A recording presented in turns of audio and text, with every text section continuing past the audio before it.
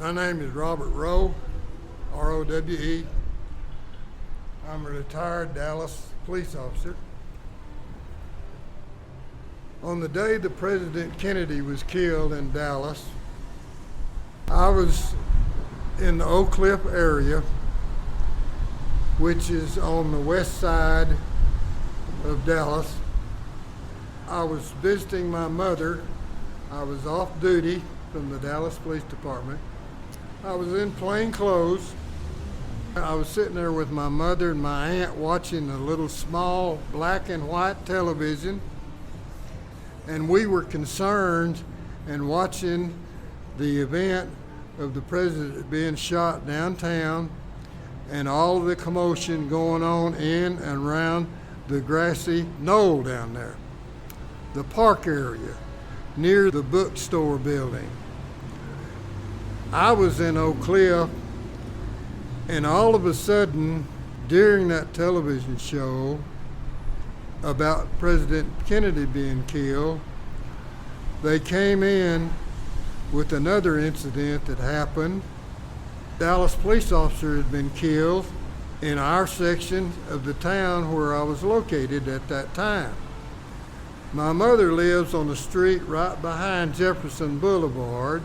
It's north of Jefferson Boulevard and about 8 blocks away. So I got in my old pickup truck and I heard broadcasts on television about the man that killed the officer on 10th Street. And there were several descriptions of him walking up toward Jefferson, going through a car lot, taking a tan jacket off and throwing it under a parked car. And he came up on Jefferson, and we were having descriptions of this man from people calling in the police department. And the television was repeating them. So that's when I got in my car and drove up to the theater, and he walked in the theater after looking in the window of a bookstore. The police cars and an ambulance came behind him, and he was the only one that did not look at the police cars and the ambulance. The other people were looking at the ambulance and the police car, and he was looking in the window at the reflection. He was sort of hiding. He went on down 2 or 3 more stores and went in to the theater. There's 3 stories on how he went into the theater. Some say he paid with a dollar bill. It was 60 cents. He didn't wait for his change. That was unusual. Some of them said he walked over. There was an outdoor and an indoor. He walked over to the outdoor, and a person came out about that time, and he went in the outdoor, which you could not open from the outside. Other people said when he bought the ticket that he went in the front door, which is open. One person said that he just walked in the theater without paying. There were 3 stories on how he got in there. I don't know what to believe. I saw the crowd out front. There were police cars, there were a bunch of people, and a bunch of officers. So I drove into the alley where the back door was. I'd been in that theater many, many times before. There's one back door, and it's about 4 foot wide. It's a heavy metal door. At that time, it was painted black. No window. It's underneath a fire escape. It's the old style fire escapes with a weight on them, and when you walk out on it, it'll just lower real quickly. I knew the officer standing there. There was 1 police car and several people. I walked in the door when an officer opened the door to get some light in there. There was some old 40-watt bulbs. That theater had been built in 1923. It was 40 years old at the time. I walked in about 20 feet, and there were some officers standing in there behind people. There were 12 people in there, 11 men and one woman, customers. There were 3 employees, the cashier, the soda and popcorn lady, and the manager was in his office. There was 3 people and the ticket seller. When I walked in the door and the door was open, I looked over to my left and I saw this man stand up, and he walked toward me. I was still in the front door, in front of the door, and he looked like he was fixing to run out the back door. He came over 3 seats, and the officer behind him told him to stop, put your hands on your head. He saw the officer outside, and he stopped and did what the officer told him to do. He put one arm up on his head, slowly. He came out from under his shirt. He threw the light tan jacket away under the car that was in his description when he shot Officer Tippett. But he had a shirt that was not tucked in, and he came out with that pistol. The pistol was underneath his shirt.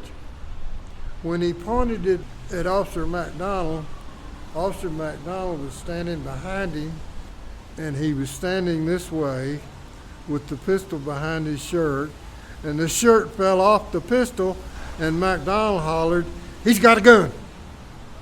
And all of us, the police officers, we knew his voice because we knew him.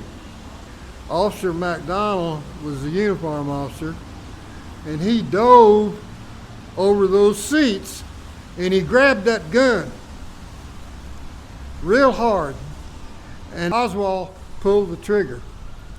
And the hammer, it was a revolver with an open hammer, and the hammer went in to McDonald's hand, and he started bleeding.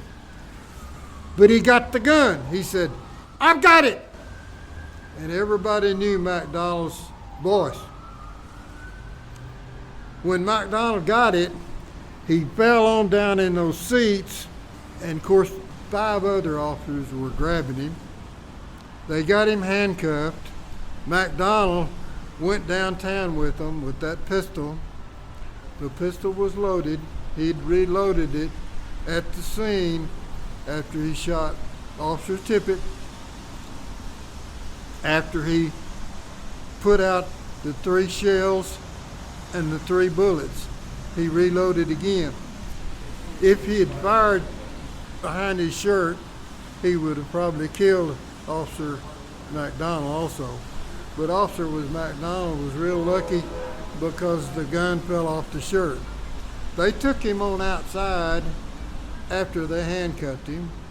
I didn't really ever hear him say anything. He was sort of skinned up a little bit, elbows, an arm, neck, everything. Those old seats were wooden. They had metal arms to them, and they had little small pads on them.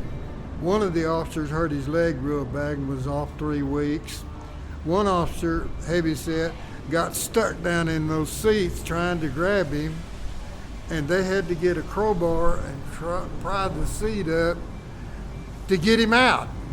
And he was off several days at work because of a bad back. They didn't put things together, the killing of the officer and the killing of the president, until he told them going downtown these were different officers, where he worked, and he was the guy that was missing, one of the people missing from down at the building, and all of the other things I've heard about the building and what he did and who he talked to and where he was. That's all I've ever heard. Some of it I repeat because it sounds reasonable, but if it doesn't sound reasonable, I don't repeat it. I've heard lots of stories down through the years about what he was doing or what he did, and a lot of people think that Jack Ruby hired him to come down here and go to work at this building and bring that old rifle down here to fire the first shot. When you fire that old rifle, it's called a one-loader. You load it, you close it, you fire it. You open it up, it throws it out, throws the shell out, you put another one in. You can't do that quick with 4 or 5 shots that were heard. There must have been 1 or 2 other shooters from other places. Some of them thought it was that picket wooden fence right over there to the right, and some of them saw it coming from one of these other tall buildings, not the school book. His gun was tested and it'd been fired recently, but he also told them that he had been out firing the gun in the backyard the day before. And he also told them that he had shot that old gun several times at a firing range. And they tested his hands, and his hands showed that he'd fired a rifle or a gun with powder residue on it. His cheek had powder residue on it where he had aimed a gun at some time or another, not necessarily that day, but his fingerprints were not found on the gun. And whoever did it, and whoever fired that first shot from that gun, several people heard the shot come from that building, and they saw that rifle sticking out the window. And you'll see the testimonies of those in a lot of those writings. And some of the people will talk about the Dallas police being responsible for the president being killed, or a Dallas officer responsible. But there might have been Dallas officers, or people thought they were Dallas officers, involved, and there was one standing back there with the uniform on behind that picket fence. He was seen putting something in a carrying case that looked like a gun carrying case, but they weren't for sure. But they thought, they weren't sure it was a Dallas police uniform. And he walked that way toward the railroad, which is behind where the president was shot. The things I talk about are the things I saw, and some of the things I talk about are things that I've heard, and I tell people I've heard them, that I don't necessarily believe them, but I'm repeating them for somebody else. I've been coming down here 52 years, and I missed 1 year telling people about what happened because I'm interested in people knowing the truth, but only what I saw and what I did. All other things are speculation about the mob and Jack Ruby being mobbed up and hiring him to come down here to fire the first shot, because the first shot gave the others a signal on when to start shooting. I hope that that's true, that they were at different places at different angles, and that's what made the president's head come off like it did, his skull and everything. He was hit by several bullets, not just one. And Oswald, he might even missed on his first shot. There were other bullet tings out there. One hit the lamppost on the other side, and that lamppost was taken out the next day. But they're not sure, because people come down here at night that have been in the penitentiary or in jail, and they shoot at the county jail at 1 or 2 o'clock at night. And there's a lot of bullets laying around. They found 1,200 bullet casings, not bullets, all in this park and on the street over there. because they came down the night before and shot. And automatic pistols throw out the bullets. And sometimes people, even if they had a robber, they'd stop and unload the gun because they didn't want the police stopping them with the guns with shells in them, because the police answered calls down here when they were shooting. And police knew that was the reason. And some of the officers told them when they were looking for all those bullets, all those shells, they found a bunch of bullets that people had dumped out too. 45s, 9mm, 38s, 22s, everything. And they couldn't figure anything out. And that's one of the reasons that the Warren Commission at the time, the federal commission assigned to investigating this, they ended up with one shooter, Oswald. And of course he was killed by Jack Ruby. That was the killing of President Kennedy was on a Friday, and Jack Ruby killed Oswald on Sunday. In the basement of the city jail building, not the county jail building. The city jail building is about 10 blocks that way on the same street. I come every year. I'll be here next year unless I'm at a cemetery.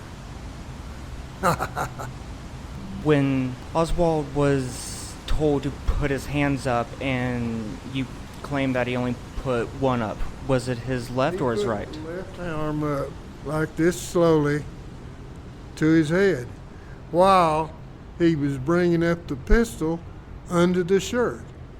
He had the pistol down in his belt like this.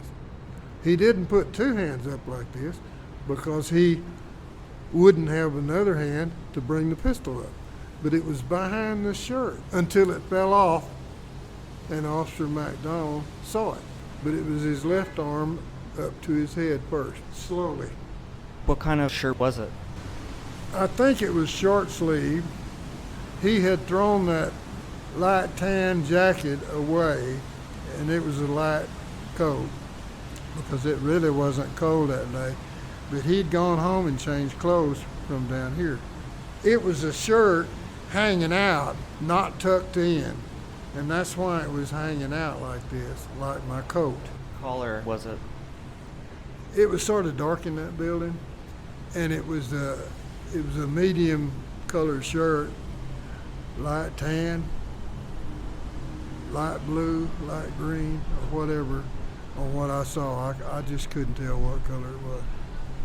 It was reported that Oswald was yelling that he is not resisting arrest. Could you hear him say anything while I was there? They were handcuffing him. I turned and went back out the back door. Now, he said a lot of things on the way to the front door, and he said a lot of things going downtown, but I wasn't there. And I've heard a lot of things he said. It was also reported that an officer yelled out, "Kill the president," will ya? Is that anything that I you didn't heard? hear an officer say anything, except one over there said, "Get him!" real loud. And that's when Officer McDonald said, "He's got a gun." And that's when the gun fell off of his shirt. So was the gun tucked in his pants or his shirt? In his belt, underneath the pants. I mean, Officer McDonald was in my way, and I assumed he took it out of his pants inside his belt. Now, I don't know for sure where it came from. He might have had time to already get it out of his right pocket, and he might have already had it out when he stood up, holding it down here. I couldn't see, McDonald couldn't see. All McDonald saw was when it fell off his shirt. And I couldn't even see that, because when he hollered he's got a gun, I couldn't see it. I was standing behind McDonald. How close were you to Oswald? About here from that to that wall. That would be around... Because about 15, 16 feet inside the back door. And the row of seats were to my left, and he was to my left. He got up and came 3 seats toward me, toward the back door, and that's when I thought he was going to run out the back door. But he saw that officer standing outside behind me. I was in plain clothes. He didn't know I was an officer, but McDonald hollered at him and said, "Stay where you are. Put your hands on your head." And that's when he came up with that arm and the pistol. He might have had that pistol down behind his leg, and the officer didn't see it until it fell off that shirt. It was caught on his shirt and it fell off? The shirt fell off like this. And when he raised the pistol, the shirt fell off. He had this arm up, so he couldn't not control the shirt. The shirt fell off the gun. Because he raised this arm up, that made that shirt come up, just like my coat's coming up. And he had the pistol under here, and he would have shot Officer McDonald, but the shirt fell off his gun, and that's when Officer McDonald hollered, "He's got a gun." Did you know an officer by the name of Roscoe White? We had several officers. I've heard that story about him, but I can't verify it.